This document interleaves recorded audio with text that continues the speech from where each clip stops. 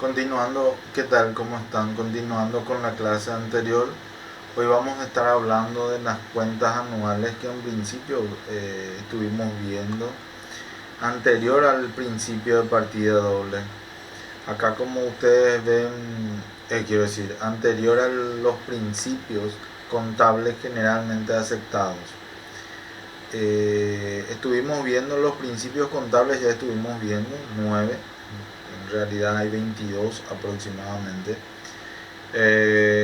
Estuvimos viendo los principios contables, ahora vamos a mirar las cuentas anuales, normas de valoración, el cuadro de cuentas y la definición y relación contables que existen.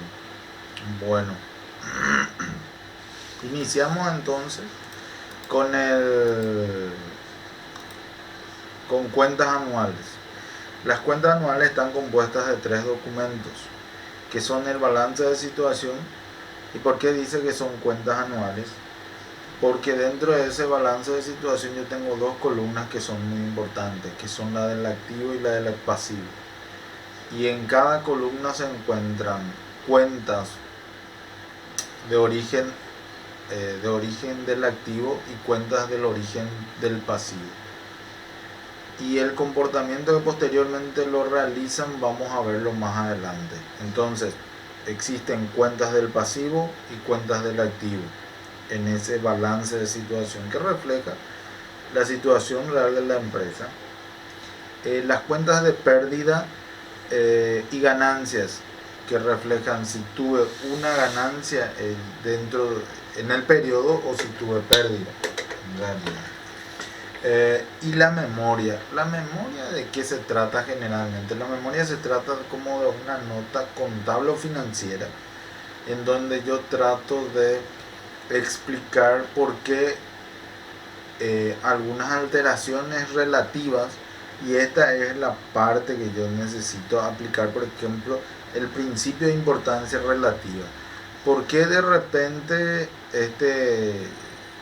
vamos a hacer un breve ejemplo? ¿Por qué tuve un ingreso, el año pasado tuve un ingreso de 1.000 millones y este año tengo un ingreso de 500 millones? Mucha es la diferencia, ¿verdad? Y debo de explicar de repente eso. Bueno, después tenemos las normas de valoración, y estas normas de valoración generalmente se aplican de acuerdo a los principios contables, que generalmente son 22 normas. Tenemos el cuadro de cuentas. Este cuadro de cuentas dibuja o construye un diseño en donde se establece un plan a la cual nosotros debemos aplicar conforme a las actividades mercantiles que acontecieron, que se sucedieron, o en base al evento económico que se realizó, y así sucesivamente. Eso, ¿cuál es una de las actividades importantes de la contabilidad? Es el registro contable, el registro de las operaciones mercantiles. Y eso es lo que generalmente hacemos, y para eso tenemos en cuenta el plan contable para nominar a algunos, para establecer como una norma más genérica de ciertos bienes que son más específicos, por decir así. Y vamos a ver acá, por ejemplo, mesa, no le vamos a decir compramos mesas, compramos sillas, compramos estantes, o de repente compramos un escritorio. No, en realidad lo que vamos a decir es que compramos mobiliarios. En este caso son bienes del activo fijo. La palabra o la nómina que generalmente se aplica, bienes del activo fijo.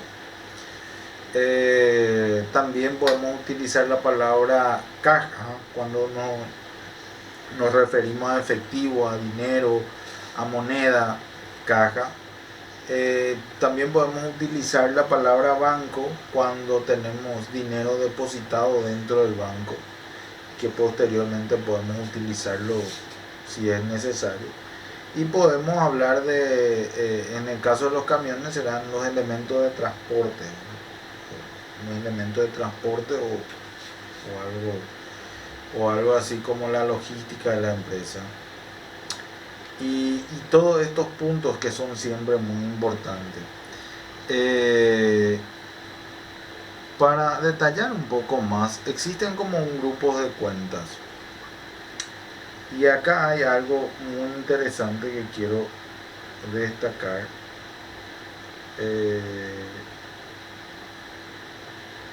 Que generalmente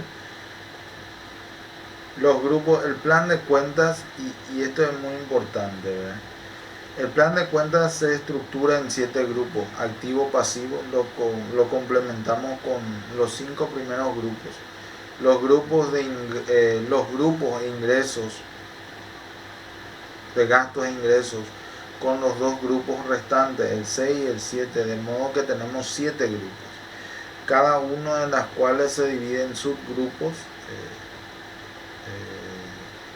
y estos a su vez en cuenta. Había un detalle muy importante por acá, creo que está. Bueno, vamos a verificar después. Tenemos grupos de cuenta: grupo de financiación básica, la que sostiene el negocio. Grupo inmovilizado generalmente es todo lo inmobiliario, lo que no podemos mover claramente, como el propio nombre lo dice. Entonces son todo el edificio en donde estamos, la propiedad en donde estamos, las mesas, las sillas, los equipos de informática, están el rodado también. Cuando tenemos un rodado que utilizamos, que generalmente para el transporte, por más que esté rodando las ruedas sigan rodando, el nombre real es, o sea, igual sigue siendo algo, sigue siendo un activo fijo, porque lo que nos estamos haciendo es ese flujo de ingreso de entrada y salida en forma permanente. O sea que no estamos sacando vehículo y metiendo otro vehículo, o sea que estamos utilizando el vehículo, y ahí se convierte en bienes del activo fijo. Porque en el caso de que de repente hagamos esa entrada y salida de vehículos de manera permanente, seguramente que en este caso vamos a referirnos de el vehículo como mercadería. Las existencias generalmente la denominamos las mercaderías. Los acreedores y deudores, cuando se trata de deudas que no están relacionadas con las mercaderías, cualquier tipo de deuda, tanto deuda que nosotros tengamos y generalmente sucede esto, ¿verdad? Que cuando nosotros nos adeudan por cualquier otra cosa que no sea mercaderías, nosotros lo nominamos deudores varios. Pero cuando nosotros adeudamos, en este caso nosotros adeudamos por cualquier otro bien que no sea mercadería, en este caso le llamamos acreedores varios a las personas que nos proveen, o sea, a las personas que nos conceden esos bienes de manera crediticia. Esos bienes que no se relacionan con mercaderías, porque al relacionarse con las mercaderías automáticamente se convierten en proveedores, y lo mismo sucede con deudores, ¿verdad? Cuando nosotros proveemos de bienes que no están relacionados con las mercaderías a crédito, se les nominan deudores varios, pero cuando se trata de mercaderías se denominan clientes.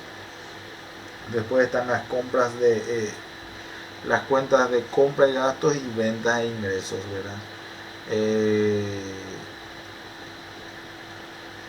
Generalmente el hecho de establecer las compras se determinan en 2 elementos que son fundamentales, ¿verdad? Compras que guardan relación con la inversión, al comprar elementos que formen parte de la inversión. Y otros que son, ¿y por qué no lo consideramos gasto a esas inversiones? Porque estimamos que habrá un retorno sobre esas inversiones o sobre esos aportes realizados. Y lo mismo consideramos, y con los gastos ocurre lo inverso. Son también compras que realizamos pero que no van a tener retorno, que se diluyen por su pronta dilución. Y después están las ventas e ingresos. Y esto es importante aclarar también. Generalmente las ventas son los que más, lo que mayormente aportan a la columna de ingresos. Pero existen otros tipos de ingresos como por ejemplo,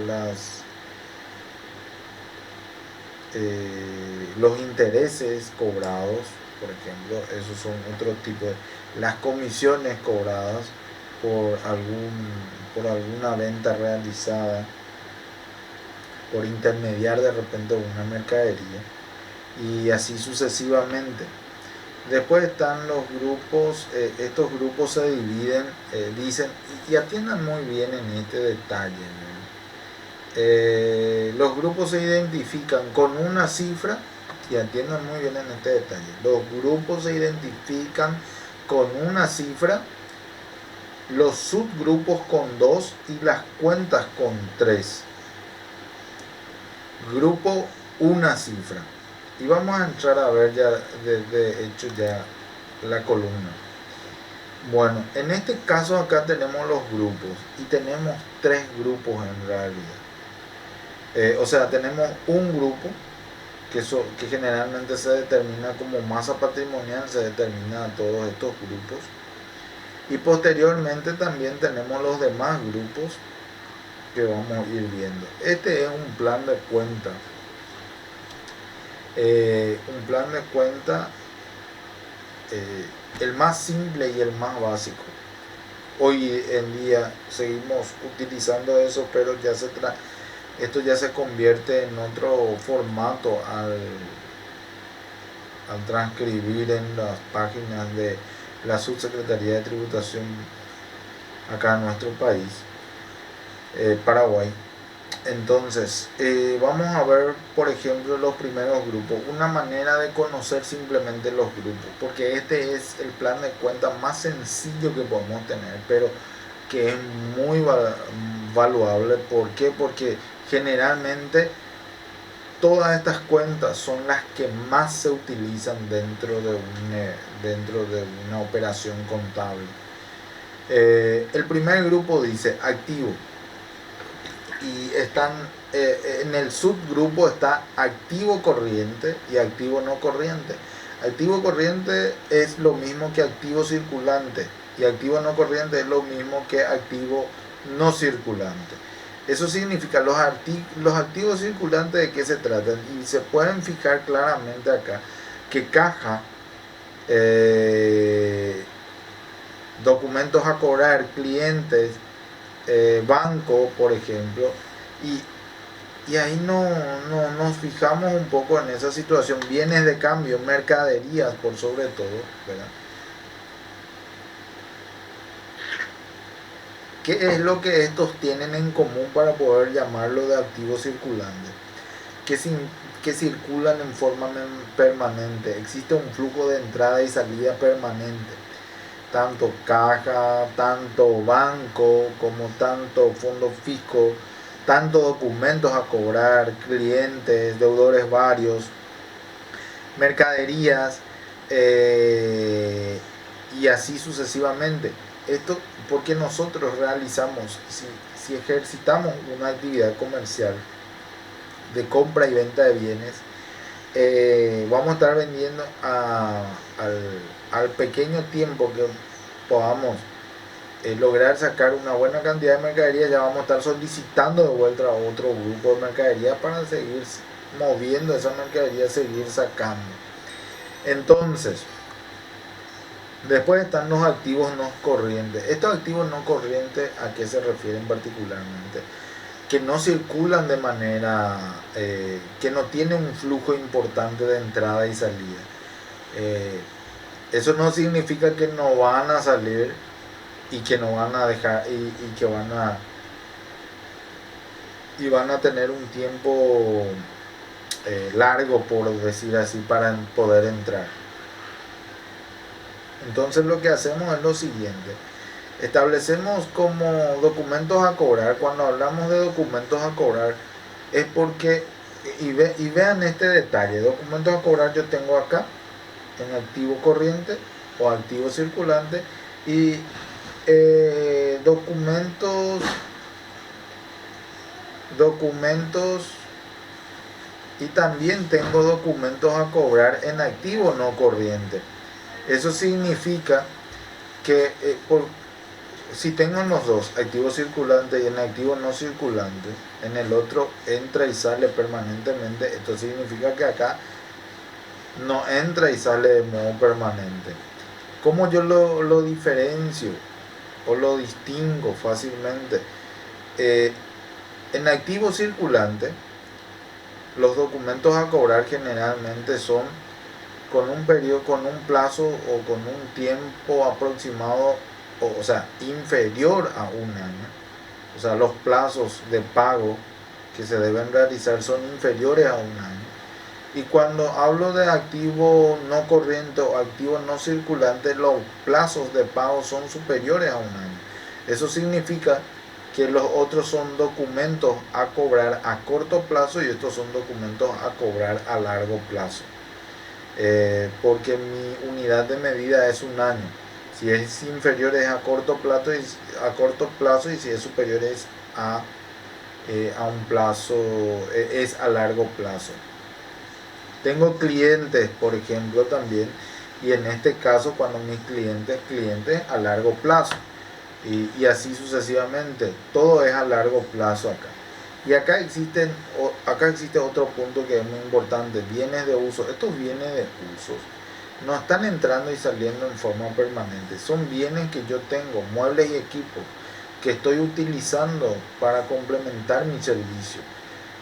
Son elementos que necesito para poder integrar bien el funcionamiento, la actividad funcional de mi empresa. Equipos de informática los mismos, rodados los mismos, instalaciones los mismos, que son instalaciones, nos referimos a los ventiladores, las luces y así sucesivamente. Y después están los inmuebles que son inmueble terreno, inmueble edificio. Después están los bienes intangibles, que generan los bienes intangibles son la llave de negocio, o sea, como una cuenta de garantía, o también pueden ser los patentes sobre cierto sobre un producto, como también patente de autorización que generalmente suelo tener,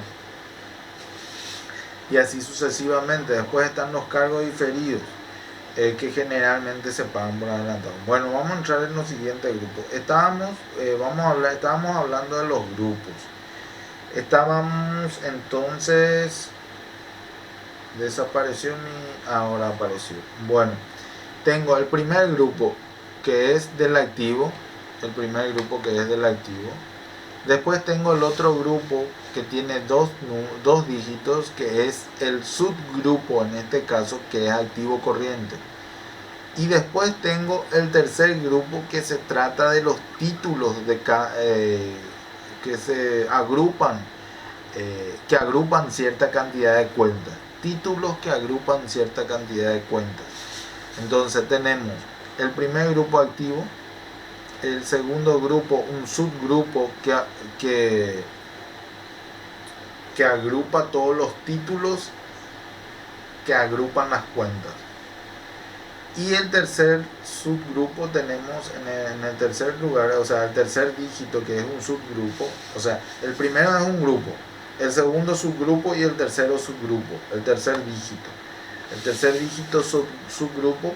Y como le había dicho, son los títulos que agrupan una cantidad de cuentas. Y acá ya, después del subgrupo, si ustedes se dan cuenta, después del subgrupo del segundo subgrupo ya se despliega ya una cierta cantidad de cuentas. El título y una serie de cantidad de títulos con sus respectivas cuentas.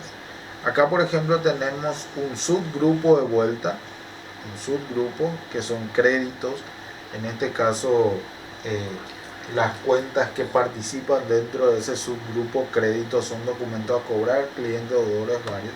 Acá tenemos otro subgrupo que son bienes de cambio y generalmente participan las mercaderías ahí. Posteriormente vamos a pasar al siguiente grupo o a la siguiente masa patrimonial, que es el pasivo, y que tenemos acá. Pasivo por ejemplo es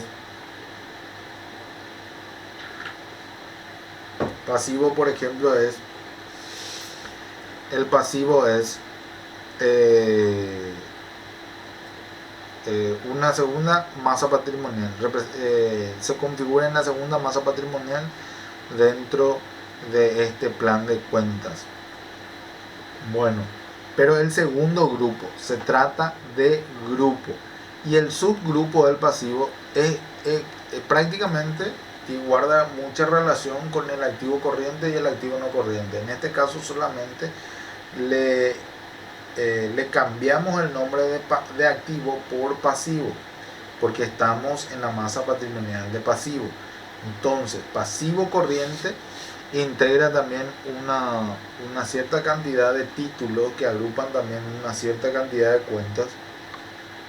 Por ejemplo, dentro del pasivo corriente tenemos deudas, que son subtítulos también, tenemos provisiones, que son subtítulos, y eso tenemos en este plan de cuentas. Son dos subtítulos que agrupan una cantidad de cuentas. Las deudas, por ejemplo, agrupan esta cuenta: documentos a pagar, firmamos pagaré. Proveedores son la gente que nos otorgó crédito, o sea, nos entregó mercadería y nosotros no le pagamos nada porque nos concedió a crédito. Y acreedores varios, como les decía, guarda relación a personas que nos dieron algún tipo de bien en forma crediticia, pero que no guardan relación con la mercadería. Por esa razón tienen el nombre de acreedores. Ahora bien, después tenemos las provisiones y tenemos el pasivo no corriente, que trata de vuelta de créditos. Acá nosotros tenemos documentos a pagar y estamos debiendo, y seguramente que tenemos que deber por una cantidad superior. O sea que, ¿cuál es la relación de vuelta entre estos dos? Y esto es pasivo no corriente y pasivo corriente. Pasivo corriente es lo mismo que pasivo circulante, y pasivo no corriente es lo mismo que pasivo no circulante. Bueno, estos documentos a pagar, por ejemplo, ¿cómo yo puedo diferenciar? ¿Cómo puedo discernir cómo puedo analogar todo esto? Documentos a pagar en pasivo corriente o pasivo circulante significa que son deudas que tengo o obligaciones que tengo que cumplir en un periodo inferior a un año.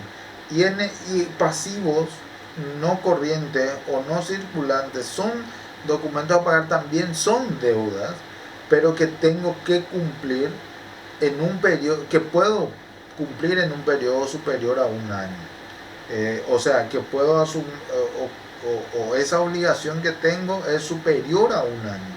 Entonces ahí de vuelta está la diferencia, en donde uno es a corto plazo y el otro es a largo plazo. ¿Cómo yo puedo distinguir esto? Porque si yo coloco así documentos a pagar y documentos a pagar, generalmente en el pasivo corriente colocamos LP. Eso significa largo plazo, para poder hacer esa distinción. Ahora, tenemos el tercer grupo, que es de patrimonio neto, y acá guarda una cierta relación. El segundo subgrupo de esto en realidad es el capital. Y esto se vuelve a dividir, todo el capital se vuelve a dividir en estos datos importantes, en estos subgrupos o subgrupos de vuelta. Capital es un subgrupo. Capital es un subgrupo y se trata particularmente de aporte de los socios o aporte del propietario en este caso. Después tenemos las reservas legales que generalmente se establecen como fondo de contingencia a veces. Las reservas revalúo los bienes que tengo que revaluar en una cierta medida porque le debo asignar un valor, porque así lo indican los ejercicios en determinados periodos. Entonces, después tengo las cuentas, los subgrupos que tienen 3 dígitos de resultados, y esto determina la utilidad del ejercicio o la pérdida del ejercicio, si tuve ganancia o si tuve pérdida. Después tenemos el grupo de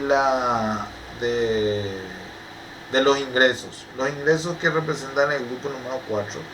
Y después tenemos los gastos o los egresos que representan al grupo número 5.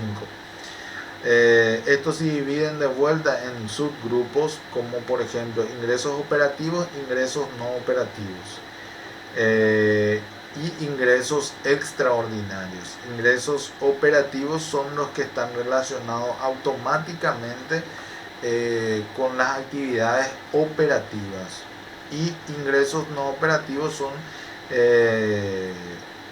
los ingresos que no tienen mucha relación con la actividad operativa, son ingresos indirectos. Por ejemplo, como los descuentos obtenidos, los beneficios que encontramos, o sea, al comprar mercadería encontramos beneficios como descuentos, que obtuvimos descuentos.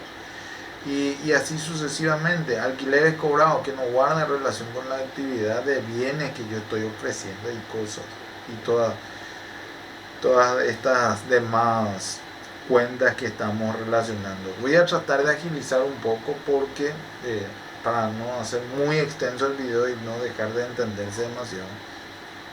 Bueno, y por último estamos con el quinto grupo de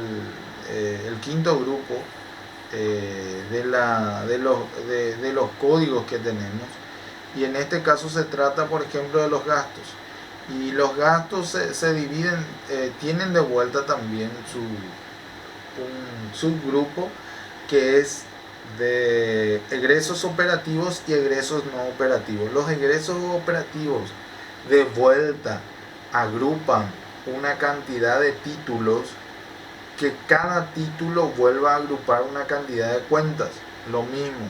Entonces, por ejemplo, ingresos operativos tenemos costo de ventas, gastos de ventas, gastos de administración, gastos financieros, y dentro de cada título se agrupa una cuenta. Costo de mercaderías, por ejemplo, le podemos llamar directamente a esto, aunque está dividido en secciones las mercaderías.